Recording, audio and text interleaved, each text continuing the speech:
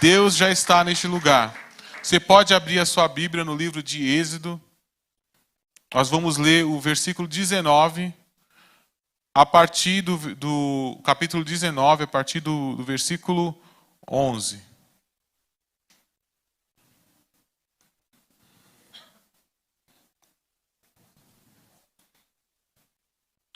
Todos já acharam? Amém? Eu vou ler lá na tela, porque eu acho que aí todos acompanham, né? Estejam prontos para o terceiro dia, porquanto no terceiro dia o Senhor descerá diante dos olhos de todo o povo sobre o monte Sinai. Quando Deus me deu essa palavra, eu fiquei imaginando uma coisa. Imagina se em um culto de quarta-feira, o pastor ou algum obreiro aqui, né, alguém que tivesse o microfone nas mãos, dissesse assim, ó, daqui a 3 dias, Deus vai descer nesse lugar. A Nisalda levou um susto tão grande que até derrubou aqui a água. Você já imaginou essa mensagem? Daqui a 3 dias, Deus vai descer neste lugar aqui. Daí talvez, se você fosse uma pessoa mais incrédula, você perguntaria, mas descer como? A gente vai sentir a presença dele? Aí a pessoa te explicaria assim, não. Deus vai descer pessoalmente na terra. O que você faria? Quinta, sexta, sábado. Você faltaria nesse culto?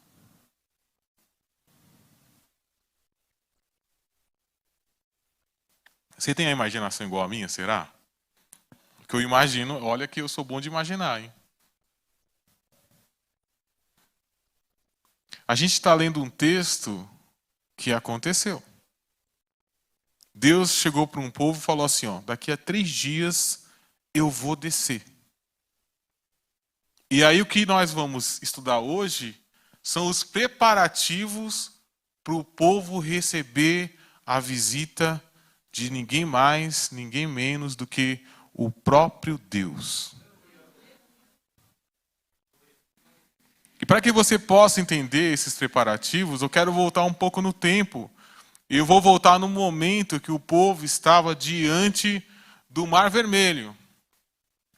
Eu quero que você imagine que cerca de 2 milhões de pessoas, metade do município de Guarulhos, se eu não estou enganado, estava à beira do Mar Vermelho. Você consegue imaginar essa quantidade de pessoas? Metade desse município, já pensou, Nilson? Que dor de cabeça tinha Moisés? Na frente do Mar Vermelho estava Moisés, um senhor de 80 anos.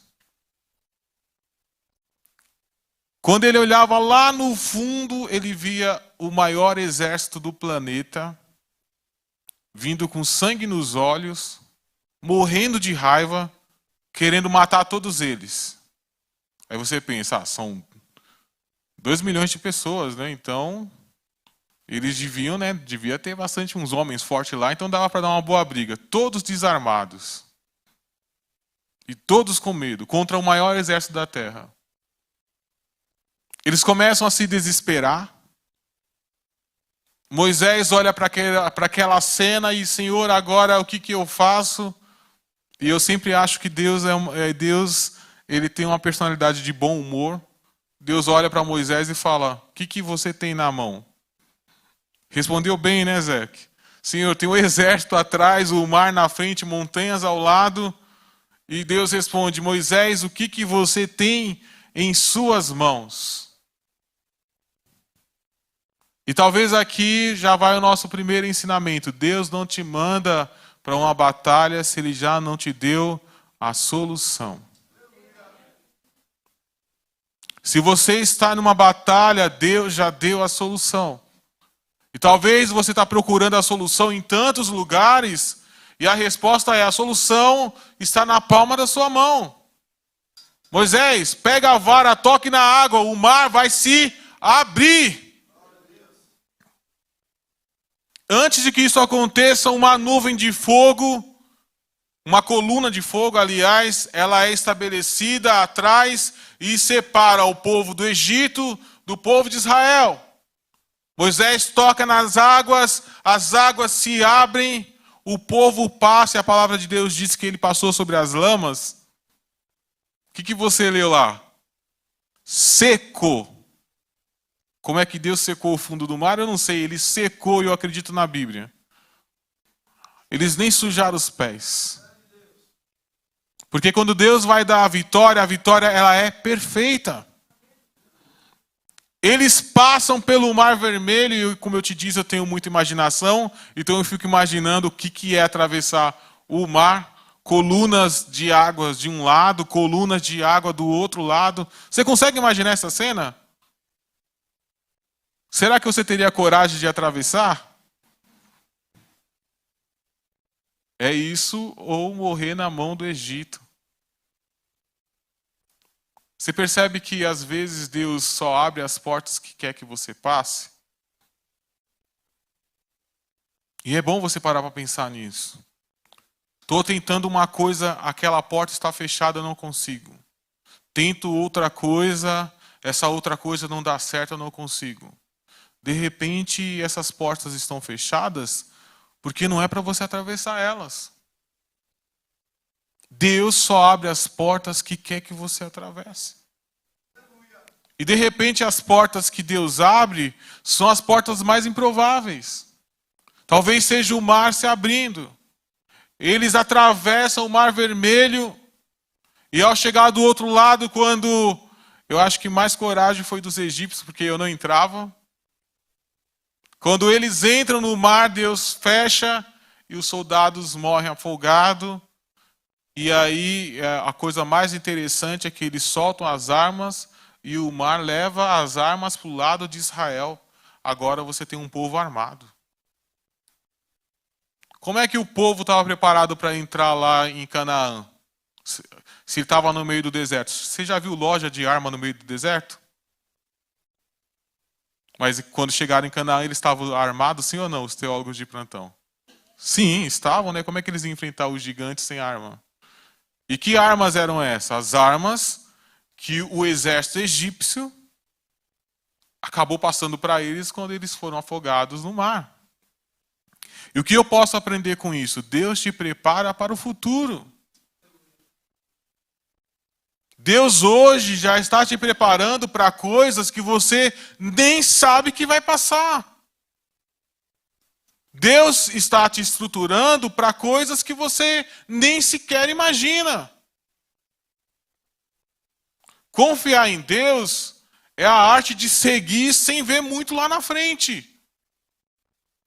Deus te deu um escudo e uma espada. Para que será? Às vezes nós queremos só sombra e água fresca, não é? Só que você não sabe o que te aguarda. Abrindo um parênteses aqui, talvez Davi iria reclamar o tempo todo com Deus. Caramba, eu sou o único que quando vai pastorear ovelhas vem leões, e ursos. Mas talvez você vai ter que derrubar um gigante. Já parou para pensar nisso? E derrubando esse gigante, talvez Deus te coloque uma coroa na sua cabeça. Porque na medida que Deus te manda a prova, Ele também vai mandar a sua recompensa. Porque Deus, Ele é justo. Então Deus prepara o povo para chegar em Canaã. Quando o povo sai das águas, e há pouco tempo eu ministrei no louvor essa palavra, o povo tinha deixado todos os deuses do Egito para trás, menos um. E qual era o Deus que o povo carregava consigo? O rio Nilo. Quando o povo saiu do Egito, eles sabiam que para chegar em Canaã ia ter que passar em bastante tempo andando. Então eles encheram os seus cantis de água, a água do rio Nilo. E para quem não sabe, os egípcios adoravam o rio Nilo. Então o rio Nilo estava lá com eles. Deus fez a água acabar. E quando a água acabou, eles ficaram chorando porque não tinha água para beber. E aí, ao longe, eles viram um pouco de água. E ao correr para beber das águas, essas águas eram amargas. Deus dá para Moisés um entendimento, Moisés vai, corta o madeiro, joga nas águas e as águas amargas se tornam doces. E o que eu aprendo com isso? O madeiro simboliza a cruz de Cristo. É Ele que vai transformar as águas da nossa vida em águas doces. É sobre a cruz de Cristo que facilita a minha andada, o meu caminhar. E a outra coisa que eu tenho que aprender é que talvez você ainda carrega consigo um Deus que é preciso ser retirado e jogado fora.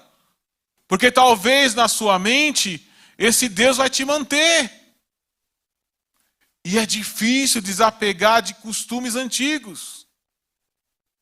Se tem uma coisa que é muito complicada é você mudar a si mesmo. E hoje, no culto de hoje, Deus tem te chamado para a transformação. Deus não quer que você carregue consigo um falso Deus. E de repente aí você deve estar pensando, mas eu não adoro mais a nada.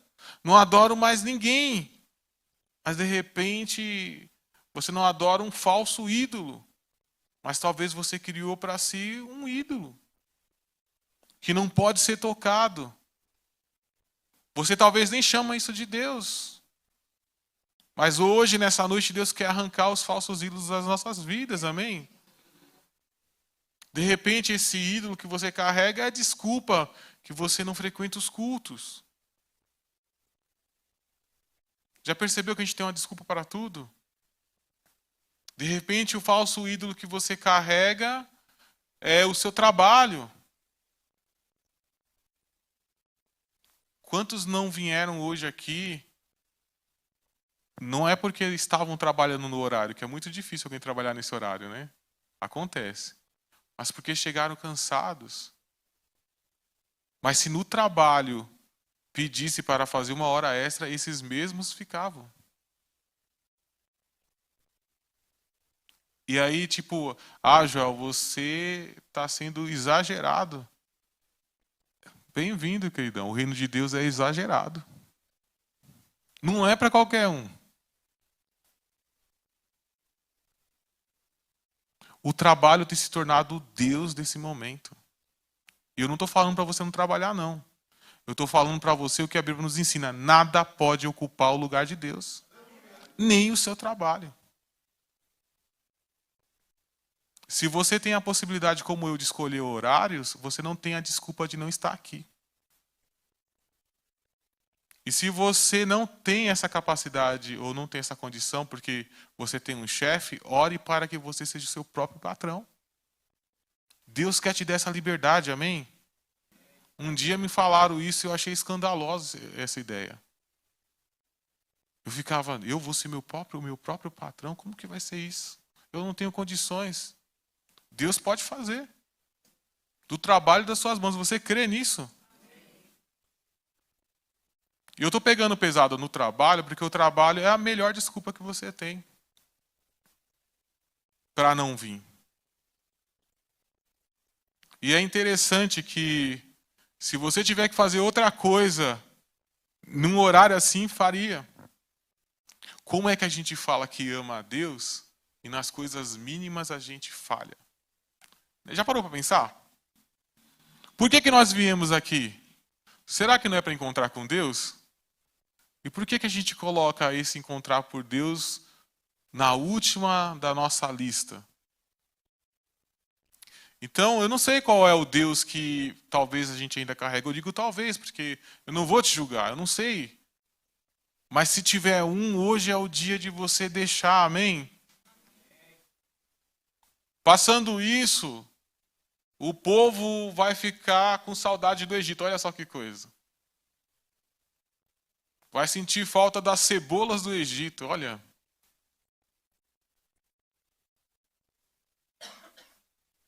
Deus alimentava o povo com pão que vem do céu, que é a comida dos profetas, e o povo com saudade das cebolas do Egito. E eu sei que você acha um absurdo isso. Mas quantas vezes a gente faz a mesma coisa? Deus já te deu tanto, já mudou tanto a sua vida, e de vez em quando a gente tem uma saudadezinha daquilo que a gente fazia lá atrás. Porque o pecado, ele é satisfatório, sim ou não? O pecado, ele é satisfatório. Domingo nós estávamos ali na Igreja Conexão em Cristo, né, e a gente falou sobre essa questão do pecado ser prazeroso. E é difícil de você, né, admitir que é, né? E eu fiz uma comparação lá assim, imagina que pecar fosse igual levar uma martelada no dedão. Você iria pecar? Não, né? Ou senão a gente ouviu o mundo inteiro gritando ai, ai, ai, ai, ai, né? Porque você não iria. Imagina, toda vez que você pecasse era como se levasse uma martelada no dedão. Você peca é porque é prazeroso. A nossa carne, ela tem prazer nisso. E eu estou falando de todos os tipos de pecado. Deus vai e manda carne para o povo. Deus cuida do povo.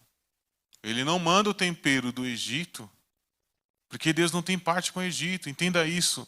Deus não tem parte com as coisas do mundo. E é a hora, é essa, da gente separar quais são as coisas de fora e quais são as coisas de dentro. E eu não estou pedindo para você se tornar um religioso. Mas o que eu estou pedindo para você é separar aquilo que é de Deus. Não cabe mais um monte de coisa para nós hoje. Tem coisas que você fazia antigamente que era porque você aprendeu assim, seu pai te ensinou assim, sua mãe te ensinou assim. A partir do momento que você conheceu Cristo, nova criatura somos. O que é nova criatura? É nova criatura. Tem coisas que não cabe mais para um cristão fazer. E precisamos entender isso. Eu acho que eu falei aqui a última vez que eu preguei, mas antigamente existia um culto chamado culto de... como que é o nome? Usos e costumes, né? Que se chamava culto de doutrina. Alguém já ouviu falar sobre isso? Poucas pessoas. Vocês nunca ouviram falar sobre isso? Culto de doutrina? Já? Quantos já ouviram falar culto de doutrina? Ah, então a maioria já ouviu. Então, o que é um culto de doutrina? É um culto de conduta cristã. Você sabe como que era esse culto? Vou te explicar. A gente baixava aquelas portas, só entrava crente. Aí vinha uma pessoa que não era crente. O obreiro na porta falaria assim, domingo tem culto. Hoje você não pode entrar. Ah, meu Deus, se a pessoa não voltar mais. Problema da pessoa. Deus não é banana de final de feira, não. Você precisa entender isso. A gente oferece Jesus como se fosse fruta de final de feira. Não é, não. Domingo tem culto. Você é cristão? Não é, então não pode entrar. Domingo tem. Fechava-se as portas, o pastor ia ensinar como a igreja deveria conduzir. Como era ser cristão. Era um culto bom? Era. Você saía de lá sabendo que poderia e não poderia fazer. A Lídia está rindo. Hoje tem essas coisas? Não, você faz o que você quer. Vive como você quer. Faz o que quiser e não alcança coisa nenhuma. Tá difícil hoje diferenciar o que é crente e o que não é. Ai, meu Deus, por que eu vim nesse culto? Porque é para você. E se você estiver ouvindo de casa, não sei se está transmitindo, não desliga a televisão, não. É para você também. A gente tem o hábito de passar a responsabilidade para os outros. Já percebeu isso? Coisas que são para nós fazer, a gente passa para os outros. Precisamos entender o que somos em Cristo, para deixar a velha criatura morrer. Ela precisa morrer. Depois desse evento, o povo vai sentir sede, e Moisés e Deus vai dar o quê? A rocha. Você viu que eu estou falando por cima, porque eu quero chegar no ápice, que é a descida de Deus. Com a rocha, o povo vai ter água o tempo todo. Lembra lá das águas amargas? Uma hora ia acabar. Agora Deus deu água da rocha. E isso aqui é um mistério maravilhoso, que vai ser se revelado lá no Novo Testamento.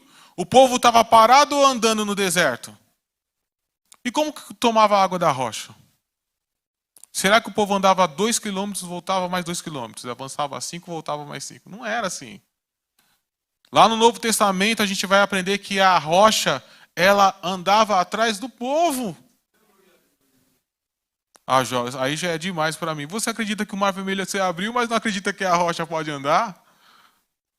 Qual o limite da sua fé? Deus pode fazer o que Ele quiser fazer.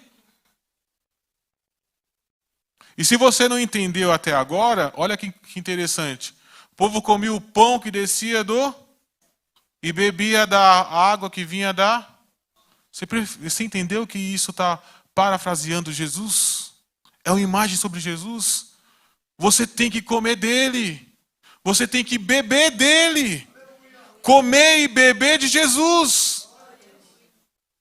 E quando eu digo comer e beber, eu estou falando o que você tem absorvido. No seu dia a dia, do que você tem se alimentado. Da dancinha do TikTok.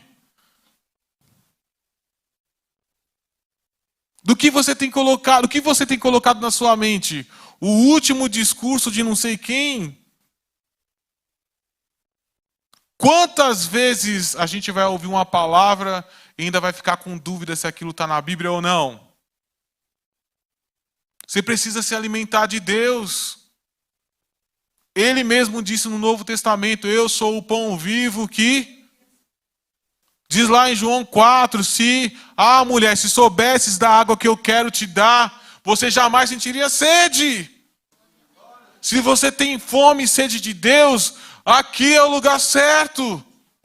Precisamos se alimentar dele, sair daqui renovados de Deus. Precisamos falar mais da palavra de Deus e menos sobre as nossas vidas. E você precisa ler mais a Bíblia. Eu não gosto de ler. Coloca lá para ouvir, é bom também. Eu acho, às vezes é enjoativo. Coloca um louvor. Um louvor que fale a palavra, né? Que hoje também está difícil. Tem que escutar, tem que escolher até os louvores que a gente vai ouvir. Passado todas essas coisas, o povo chega 3 meses depois no Monte Sinai. Olha só. Foram 3 meses. Tudo isso que eu contei para vocês parece que foram anos, né? Mas só foram 3 meses. 3 meses o povo chega no Monte Sinai e Deus fala para o povo assim, Moisés, diz para o povo que daqui a 3 dias eu vou descer. Só que para que o povo possa me receber, não pode ficar de qualquer maneira, não. Primeira coisa, o povo tem que lavar as suas roupas. Você está entendendo? Deus vai vir à terra e a primeira coisa que ele pediu é para você ir numa lavanderia lavar as suas roupas. De que roupa Deus está falando? Suas roupas espirituais. Será que você tem lavado as suas vestes no sangue do Cordeiro? Será que você tem brigado com você todos os dias para que você seja uma pessoa melhor? Uma vez, né, todo mundo aqui é falho, amém? A gente falha, a gente erra. E aí você fica buscando santidade, amém? A gente também busca santidade, amém, igreja? Só que, eventualmente, você vai errar. Já vou te adiantar isso. Você vai errar. E aí uma vez, buscando santidade, no meio do processo, eu errei, Nilson. Fiquei chateado comigo mesmo. Caramba, como é que eu fui fazer isso? Como é que eu fui cair numa coisa tão boba? Aí eu dormi e sonhei. Sonhei com Deus falando comigo.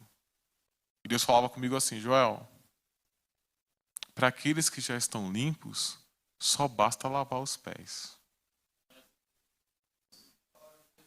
Você entendeu? Você já está limpo, querido. Pare de se acusar, agora só basta lavar seus pés. O que Deus está falando aqui é só fazer a manutenção agora. Você já era sujo, era terrível, você sabe quem você era. Agora só se controla, controla suas emoções. Seja testemunho no meio onde você está e não seja mau testemunho. Só os pés agora. Primeira coisa, Deus fala para o povo lavar as suas roupas. Segunda coisa, é Deus fala assim: manda o povo se santificar. Você fala, ué, já lavar a roupa e agora santificar é diferente? É. A palavra santificar quer dizer se separar. Separado. E aqui eu vou falar da sua conduta. Existem pessoas que você precisa deixar. Entenda isso. Você quer uma vida nova? Existem amizades que você vai ter que deixar para trás. Ah, meu amigo é tão legal, ele rouba, ele cheira, ele fuma. Dá para andar com ele? Eu quero ser uma nova pessoa, eu estou lá com o Joãozinho maconheiro. É legal isso mesmo? Imagina eu nessa posição que eu estou aqui, você encontra comigo na rua, eu e 5 negros, todo mundo fumando maconha. Que tipo de testemunho você iria achar que eu estava dando? Você iria ficar contente comigo? Um silêncio, né? Eu acho que você iria ficar contente comigo, pelo jeito. Ah, mas Jesus andava no meio de prostituta. Você é Jesus? Abre aí a palma da sua mão, deixa eu ver se tem um buraco aí. Você não é Jesus, queridão. Quer mudar a sua vida? Muda as suas companhias. Comece a andar com pessoas melhores. E vou te dizer mais, todos nós somos influenciáveis. Ah, já essa palavra é dura. É lógico, Deus te ama. É por isso que ela é dura. Os seus amigos de verdade te dão bons conselhos e na maioria dos bons conselhos você apanha. Ou não? Conselhos que afagam o teu ego só te mata, viu? Eu não sei como mudar a sua vida, eu sei. Dá tchau para 10 pessoas aí que você conhece que você vai ver que vai mudar a sua vida. Santificar é separar. Eu preciso separar de pessoas que não me fazem bem. Eu preciso me separar de coisas que não me fazem bem. Às vezes eu já me separei de vários amigos, mas a minha conduta continua a mesma de quando eu estava com aqueles caras. Eu preciso separar-me completamente. Eu não sou o tipo de pessoa que vai falar aquilo que você quer ouvir. Antes de vir eu oro. E se Deus falar para mim falar, eu falo. É simples assim. É simples. Não me preocupo com isso. Se tiver 2 ouvindo é maravilhoso. Se tiver mais é maravilhoso. É isso. Porque para mim convém agradar só um. Só Deus. Se no final dessa palavra você conseguir absorver, maravilha. Mas eu tenho um papel contigo que é o quê? Te colocar em rumo para o céu. Amém? E não me acho melhor que ninguém aqui. Então, santidade é separação. Eu preciso me separar. Por quê? Porque eu vou me encontrar com Deus. E Deus diz o seguinte, no final, aqueles que não estiver santificado, se eles chegarem perto de mim, vão morrer. Olha só que coisa. Outra coisa que Deus vai falar para o povo, Fala para os vossos, pega os seus animais, não fala, não dá, né? Pegue os seus animais e não deixe que eles encostem na montanha. Se os vossos animais encostar na montanha, eles morrerão. E você, caramba, o meu gatinho, né, não pode encostar na montanha de Deus, que Deus vai matá-lo. O que Deus estava querendo dizer ali? Vamos trazer para os nossos dias. Animais naquela época era o trabalho, era o alimento, era o sustento. E Deus está aqui falando para o povo não misturar as coisas. Você precisa pegar parte da sua vida e trabalhar, amém? Nem muitos falaram amém. Você precisa trabalhar, amém? Eu sei que é difícil, mas é necessário, é preciso trabalhar. Mas você precisa também separar uma parte para Deus. E quando você separar uma parte para Deus, o seu trabalho não pode ocupar essa parte. Deus não chamou ninguém para ser preguiçoso nem encostado. Mas Deus não te chamou para ser um escravo. Você acha que Deus quer que você trabalhe de domingo, segunda, terça, quarta e quinta, sexta, sábado, domingo, segunda, terça, quarta e quinta, sexta, sábado, domingo? Você acha que Deus quer isso para você? Não quer. Então, é bom trabalhar? Sim, é bom trabalhar. É isso que fique claro. Porque o trabalho, ele dignifica o homem. Mas você precisa também ter o seu tempo com Deus. Ah, eu já tenho meu tempo com Deus quando eu vou na igreja. Que bom. Mas Deus quer mais. Você precisa ter um tempo com Deus, com a sua família. Você precisa disso. Aos homens que aqui estão, entendam. Na sua casa você é a maior autoridade. Se o pastor Gilvan, que dentro da igreja é a nossa maior autoridade, entrar na sua casa, digamos, entrou na casa do Zé. Quem é a maior autoridade lá? O Zé. Você entendeu isso? Ah, mas é o pastor Gilvan. Ele é o pastor aqui na igreja. Mas o sacerdote na casa é o homem. E você já percebeu que o diabo tem roubado isso de nós? O diabo tem tirado isso de nós. Eu não estou falando aqui que você deve parar um dia, abrir a Bíblia, você homem, ensinar aos seus filhos, que nem todo mundo vai ter essa habilidade. Mas lá saiba que quando precisar de uma oração, você pode orar sim. Ah, eu não sei falar alto, não precisa. Entra no seu quarto e ora. Deixa os seus filhos ver você em momento de oração ao teu Deus. Porque é através do exemplo seu que eles vão crescer. Aqui na igreja é muito pouco. O meu hábito de leitura não começou comigo. Meu hábito de leitura da palavra começou com meu pai. Eu lembro do meu pai ainda é vivo, graças a Deus, mas quando eu estava na casa dos meus pais, eu lembro do meu pai lendo a Bíblia toda tarde. Toda tarde ele pegava a Bíblia, abria e lia. E anotava, abria, lia e anotava. E o meu hábito de leitura foi assim. Comecei a ler a Bíblia, o meu interesse foi por causa disso. Quando meu pai estava muito alegre, lá feliz, ele agradecia a Deus e ia fazer o quê? Ia ler a Bíblia. E quando ele recebeu uma notícia muito triste, eu vi meu pai lá abrindo a Bíblia. Eu entendi, olha, aqui tem a chave de tudo. Ó. Precisamos ser exemplos dentro de casa, amém?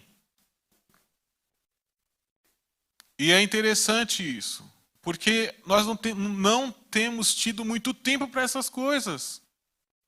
As nossas famílias ultimamente são divididas em... Quando a gente vai almoçar junto, cada um pega o celular, né, abre um aplicativo e fica todo mundo lá em um mundo particular. Não que seja errado você usar o celular, nada disso. Mas é importante essa comunicação. Deus vai dar uma outra orientação dizendo o seguinte. Agora é difícil de explicar, Ricardo. Porque vai parecer que Deus é violento nisso. Se o povo, escuta isso, encostar na montanha, mate ele. Pode ser apedrejado ou por flechada. Deus disse isso. Já pensou se fosse aqui na congregação? Alguém encostar aqui no altar pode dar apedrejada até ele morrer. Já pensou que situação seria essa? Você acha que alguém encostou na montanha? Não, eles eram espertos, né? Que ninguém quer morrer assim. E por que Deus fez isso? Porque Deus gosta de uma coisa que se perdeu ao longo do tempo. Você nunca mais vai ouvir falar sobre isso. Que é obediência. Deus gosta de obediência. E quando Deus fala assim com essa força, é para que a gente obedeça. Se Deus disse vai, vai. Se Deus disse não vai, não vai. É simples assim. Ah, mas eu não consigo ouvir a voz de Deus. Você pode ler as orientações que Ele te deu. Há coisas que você precisa ler. Há coisas que Deus vai falar no seu íntimo. Você crê nisso? Deus fala conosco o tempo todo. É só você prestar atenção. Agora mesmo vindo para o culto, eu senti no meu coração, não vai por esse caminho. E aí a gente pensa o quê? Ah, coisa da minha cabeça, né? Aí desobedeci. Quando foi lá na frente, Nilson, estava lá a construção, tive que voltar tudo de novo. Eu falei o quê para José? Devia ter escutado a voz de Deus. Agora eu não vou ter que ir manobrando o carro aqui e voltar. Deus se preocupa. Imagina, se Deus se preocupa em você não ter que ficar manobrando, imagina nas coisas grandes. Deus fala com você. É você que não ouve. Tenha o ouvido atento para ouvir Deus no seu dia a dia. E você vai perceber que muitos dos problemas que você absorve não vai ter. Que Deus vai te orientar sobre todas as coisas. Lá no Novo Testamento está escrito o seguinte, que quando o Espírito viesse sobre nós, e o Espírito de Deus está sobre você, amém? Amém. Ele nos ensinaria algumas coisas, é isso? Todas as coisas. Tudo é tudo. Então você tem do seu lado, ou em você, se você quiser pensar assim, Deus que vai te falar sobre todas as coisas. Ele deu uma outra orientação sobre morte. Moisés, pegue Arão e traga ele consigo. Mas os outros sacerdotes que terão vontade de me conhecer, diga a eles que se eles se aproximarem, morrerão, não aguentarão e morrerão. E o que a gente entende isso? Entenda que Deus dá um limite para cada um. Não queira viver a história do outro. Deus tem uma história para você. Deus tem uma história para a minha vida, tem uma história para o Miguel, tem uma história para o Gilvan. E a história que Deus escreveu para você é muito melhor. Já percebeu que às vezes a gente gasta tempo nos espelhando na vida dos outros? E esquecendo de viver a nossa própria vida. Deus tem coisas boas para colocar na sua mão também. Confia nele. Dada essas orientações, o povo agora tinha 3 dias para poder esperar a chegada de Deus. E eu quero que você agora comece a imaginar isso. Deus disse assim, haverá um sinal quando eu estiver chegando. Haverá uma nuvem pesada. E o que isso quer dizer, né? Nuvem pesada. Era uma nuvem densa. Tão densa que parecia que você poderia encostar nela. A nuvem pesada, ela é descrita como a Shekinah. Todas as vezes que Deus se movia no Antigo Testamento, essa nuvem se movia. Era a prova de que Deus estava naquele lugar. Lá, quando foi inaugurado o templo, está lá escrito que os sacerdotes não podiam ficar em pé. Não é isso? E o que vem na sua mente? Um monte de sacerdote caindo, né? Fala a verdade. Mas não é isso. Quando diz lá que os sacerdotes não podiam ficar em pé, é porque a nuvem era tão densa que eles tinham que ficar de joelhos. Porque se levantasse, eles não conseguiam respirar na nuvem. Entenderam? Por isso que eles não podiam ficar em pé. E o que isso quer dizer? Todos se dobram quando Deus chega. Todo o joelho se dobra na presença de Deus. Você já sentiu a presença de Deus? Ó, eu estou falando aqui, eu estou começando a me arrepiar. Quando você sente a presença de Deus, os seus desejos morrem. Já sentiram a presença de Deus a esse nível? Quando Deus vem mesmo, os seus desejos morrem. Se você ainda tiver um sonho de pedir um carro na presença de Deus, tá pouca presença. A única coisa que você quer é se ajoelhar e prestar adoração. Eu não sei se você está conseguindo entender, eu já estou sentindo a presença dele aqui. Diante de Deus, os seus desejos acabam. A felicidade é tão grande que você não consegue conter. A gente sente pouco a presença de Deus. E eu não estou falando que pedir é errado, não é isso. Eu estou falando o que acontece. O desejo que aquilo nunca acaba é tão grande que se você puder trocar tudo por aquele momento, você troca. Você está diante de Deus. A Bíblia diz que a nuvem começa a descer num monte. Ó, pensa nisso. Quando a nuvem começa a descer num monte, Deus, está lá escrito que o shofar, ou seja, as trombetas, começam a tocar. O som é tão alto que a terra treme. Meu Deus do céu. Que na presença de Deus tudo treme. Não existe fortaleza na presença de Deus. Você pode ser o mais durão na presença de Deus, você vai chorar como uma criança. Não tem como. Não tem como você se manter igual. O povo olha e vê toda aquela cena e fogo, fumaça e um velhinho de 80 anos subindo um monte. Eu fico imaginando, Zé, essa imagem. Todo mundo se curvando de medo e aí um velhinho de 80 anos, barbudo, subindo um monte e entrando no meio da fumaça. Olha só que coisa. Quando você entender o que é Deus, você só vai correr para Ele. O seu alvo é Ele. Você não vai desejar outras coisas. Deus é o melhor para a sua vida. Se você entender a palavra de hoje, que talvez pela minha pequenez eu não consiga passar, você amanhã vai pedir a presença de Deus no seu trabalho. Você vai pedir a presença de Deus na sua casa. Você vai pedir a presença de Deus no seu sono. Vai pedir a presença de Deus para acompanhar seus filhos. Porque aonde Deus está é o melhor lugar. Igreja não é esse lugar aqui, igreja somos nós. Deus almeja andar contigo. Quando Deus vai descer e Deus começa a falar, e desse momento aqui, entenda, Deus não está falando somente para Moisés. Quando Deus fala, a palavra de Deus diz que a voz dele é alta. 2 milhões de pessoas ouvem a voz de Deus. Já pensou? Metade de Guarulhos ouvindo a voz de Deus. Pensa na dimensão disso aqui.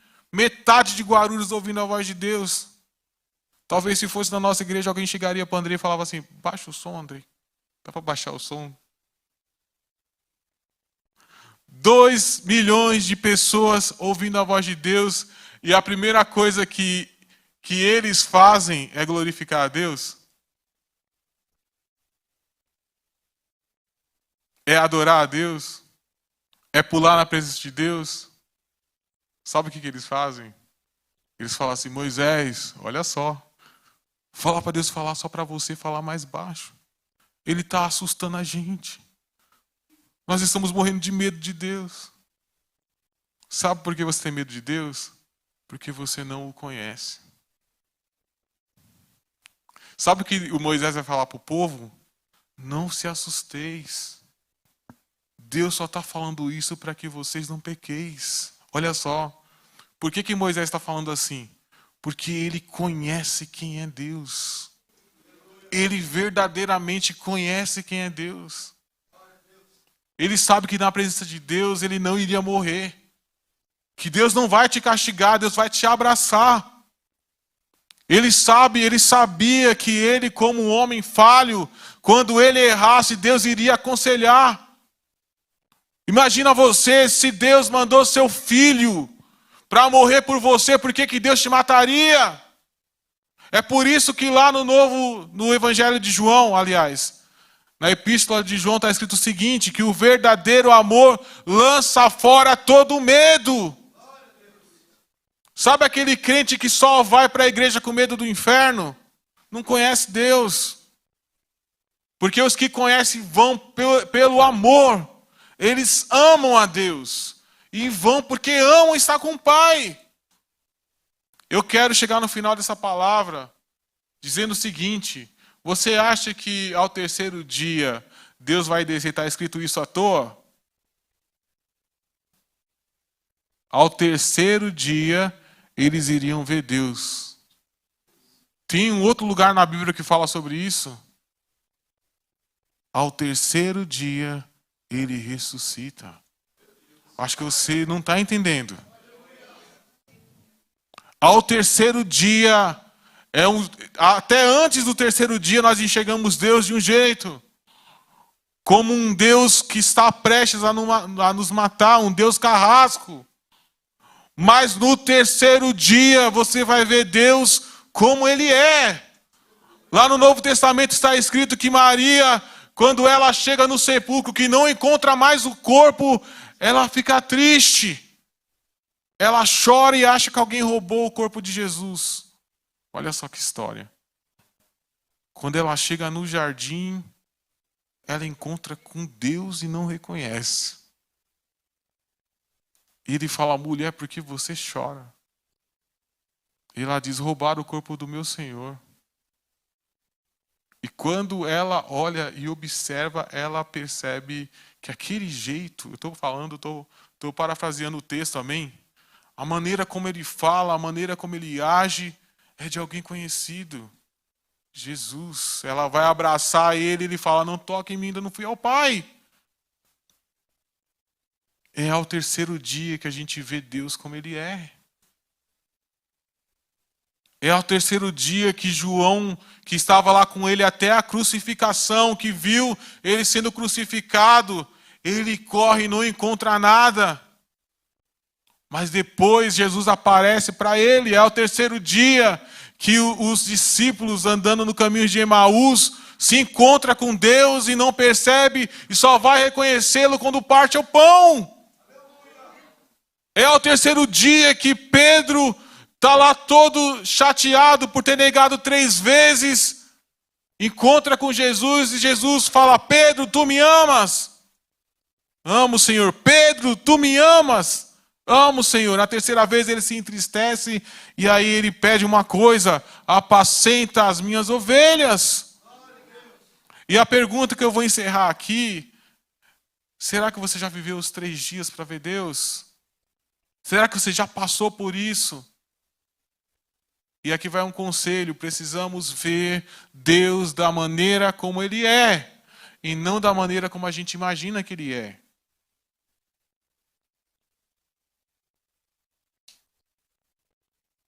Eu sei que Deus pode fazer infinitamente mais. E esse culto de quarta pode ser talvez o culto da sua vida.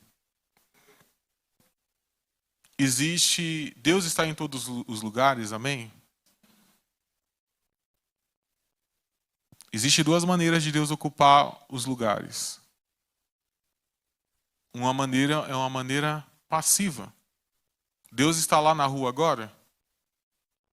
Está aqui dentro? Deus está em todos os lugares. Deus está agora no meio entre um assaltante e um assaltado. Sim ou não? Olha que coisa estranha. Mas a outra maneira que Deus está é a maneira ativa. E quem ativa somos nós. Você entende isso? É ativar a presença de Deus. E hoje eu vou encerrar esse culto fazendo isso. Então quer dizer que nós vamos orar e nós vamos ver Deus? A minha intenção é que você ore e você comece a ver Deus na sua vida. E não aqui. Se na hora que a gente orar você sentir a presença de Deus ao ponto de chorar, amém. Mas se você saiu daqui e continuou fazendo as más práticas, não foi Deus. Foi uma emoção.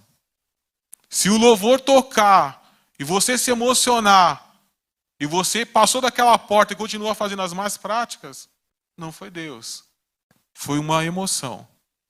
Mas se você não derramar uma lágrima e sair desse culto hoje e não fazer mais as más práticas, hoje você se encontrou com Deus. Você conseguiu entender isso? Eu não vou me estender mais, amém? Eu vou pedir para você se levantar. E eu quero que você ore a Deus para que Deus se manifeste na sua vida. Já eu quero que Deus se manifeste numa área específica. Pode orar. Eu quero que Deus se manifeste na minha casa. Pode orar. Deus vai se manifestar assim que você orar e acreditar nisso. Amém? Quantos têm fé e acreditam? Então oremos todos. Pai, mediante a tua igreja, Senhor, estamos aqui, Senhor, para trazer a tua palavra, Pai. Ensinar, meu Pai amado, aquilo que o Senhor já nos ensinou. Não porque somos melhores, não, meu Pai amado, porque não pecamos, Pai, mas porque, meu Pai amado, o Senhor nos escolheu para isso. E pela autoridade, Pai, que o Senhor tem dado, Senhor, a nós aqui nessa casa. Eu peço a Ti, Senhor, que o Senhor possa se manifestar, Senhor, das nossas vidas, Pai. Peço a Ti, Senhor, que o Senhor possa se manifestar, Senhor, das nossas casas, Pai. Peço a Ti também, Pai, que o Senhor possa se manifestar nos nossos trabalhos. Que o Senhor possa se manifestar, Pai, nos nossos relacionamentos, Pai. Quero pedir, meu Pai amado, que o Senhor possa estar manifestado nas nossas ações, Pai. Que no nome do Senhor Jesus, Pai, a partir de hoje, Pai, quando as pessoas nos verem, Pai, nas ruas, nos lugares onde ocupamos, Pai, elas possam entender, Pai, que o Senhor mudou a nossa vida verdadeiramente e que não somos mais aquilo que éramos antes, Pai. Porque a partir de agora, Pai, nós verdadeiramente, Pai, encontramos contigo. E somos, meu Pai amado, agora, Senhor, uma nova criatura, Pai. Então eu peço a Ti, Santo Espírito de Deus, se manifesta sobre este lugar aqui, Pai, sobre cada pessoa, assim como foi, Pai, em Atos 2, que, meu Pai amado, quanto, meu Pai amado, eles oravam, meu Pai amado, foram vistos línguas repartidas de fogo sobre as suas cabeças, Pai. Que o Senhor possa se manifestar, Senhor, nos adultos, nas crianças, nos adolescentes, Pai. Que possamos sair daqui cheios de Ti, Senhor, sem acusações do diabo sobre as nossas vidas, Pai, porque ele não tem mais poder sobre nós, Pai. Que possamos, meu Pai amado, sair daqui cheios da Sua presença, Senhor. Que no nome do Senhor Jesus, Pai, possamos, meu Pai amado, transferir também, Pai, a unção que nos é derramada a outros, Pai. E que outras pessoas que o Senhor quer alcançar, possam alcançar, Pai, através das nossas vidas, Senhor. Pai, eu peço a Ti, Senhor, que a frieza do nosso coração, Pai, possa ser, meu Pai amado, constrangida, Pai. E que haja, meu Pai amado, um calor no nosso meio, Senhor. Que no nome do Senhor Jesus, Pai, que Teu Espírito possa falar no coração de cada pessoa aqui, Senhor.